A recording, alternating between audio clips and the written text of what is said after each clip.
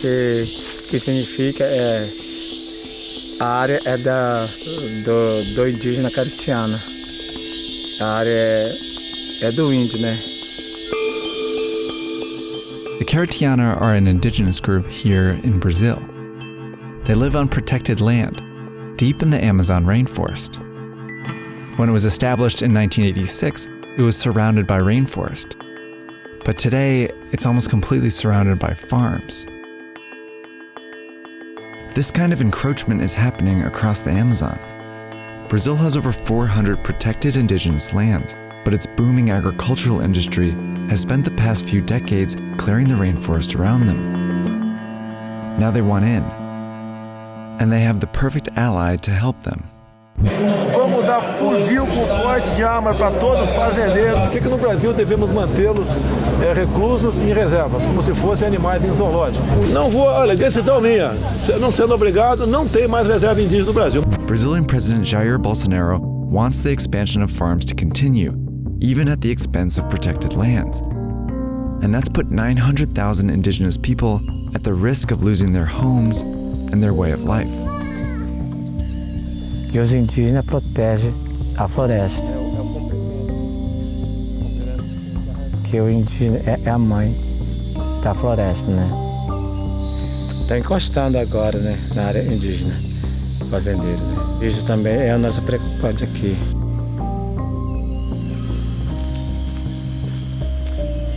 Se a gente não ficar calado, eles vão desmatar até chegar no limite. Agora nós temos que enfrentar, né? Temos que enfrentar e vamos ver o que vai acontecer.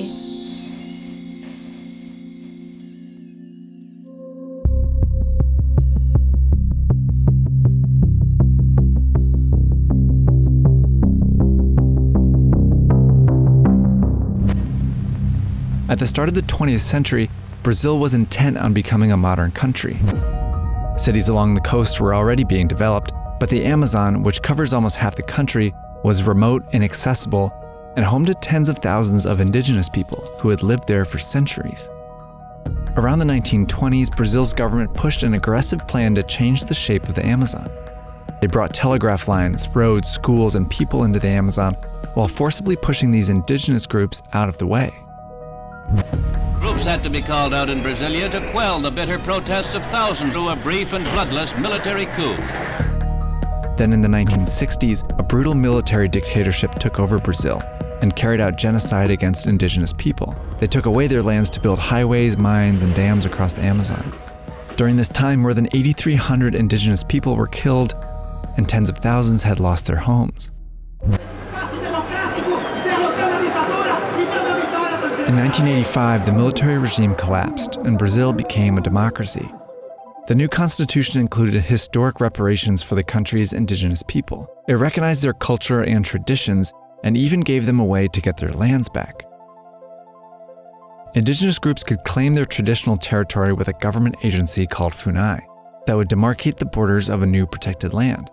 After final approval from Brazil's president, FUNAI would then monitor and protect it. A comunidade que mora dentro da aldeia é tipo uma proteção, né, que a FUNAI faz. Para nós, a demarcação ele é muito importante para o povo, né, para a comunidade, né, porque é uma proteção, uma segurança que você tem. Soon, protected indigenous lands are being set up all over the Amazon, and today they make up around 13% of the country, which includes the Caritiana's land. But it wasn't long before these lands would be threatened again. From the 90s to 2000s, Brazil's economy was one of the fastest growing in the world, fueled primarily by agriculture. The country became one of the top producers of beef and soybeans, while logging and mining were also significant industries. But the economic boom had a downside. All of these industries needed more and more land, a lot of which came from the Amazon. The rainforest was rapidly cut down in Para, Rondônia, and Mato Grosso states to make room for cattle pastures and farms, often leaving the protected indigenous lands as the only forest left. Before long, Brazil's agricultural industry wanted to gain access to these areas too, and they found support within the government. They lobbied to weaken the rules around protected indigenous lands that they claimed were barriers to progress. And their pressure started to show results. From 2003 to 2010, President Lula da Silva approved 87 indigenous reserves, but his successor, Dilma Rousseff, approved just 21, followed by Michel Temer, who approved only 1. Rousseff and Temer also cut FUNAI's funding, which forced the agency to close dozens of offices in the Amazon, leaving indigenous people unprotected. As FUNAI's power declined, illegal invasions of protected indigenous lands increased. Aí quando nós pousamos aqui, nós vimos o rastro dos madeireiros, né? Aí nós, assim, assustamos, né? Já estava na nossa terra, naquela época. By 2017, Brazil's indigenous were under attack. Loggers, ranchers, and farmers felt emboldened under a government heavily influenced by the agricultural industry.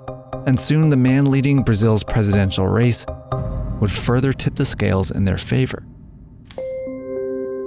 As a former member of the army during the military regime, he shared many of their oppressive political views, especially those towards indigenous groups.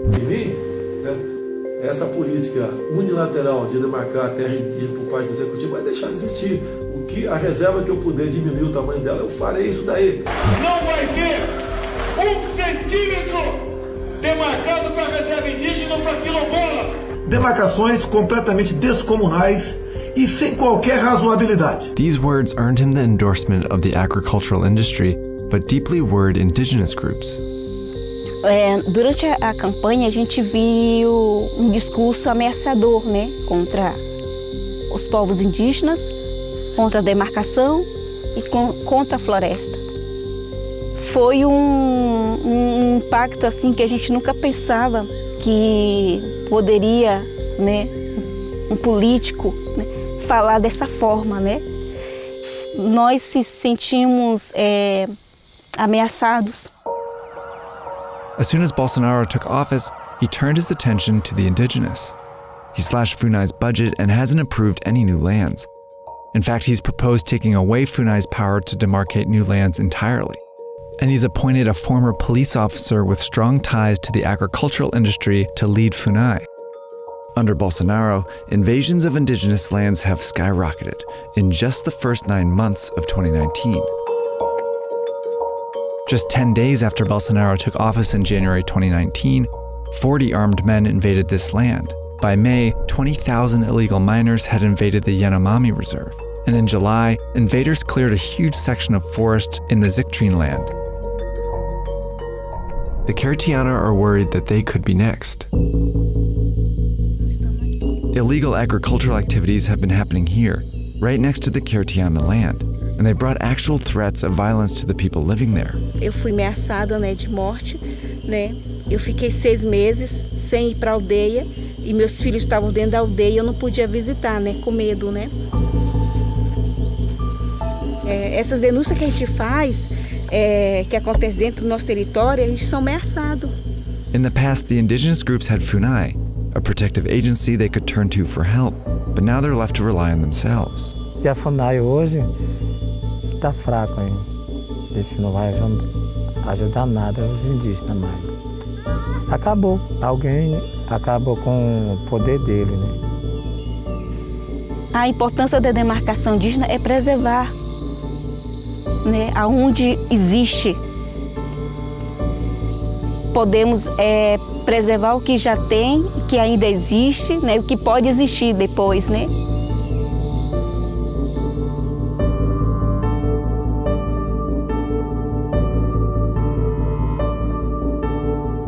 Hi, thanks for watching the third and final episode of VOX ATLAS, the Amazon miniseries.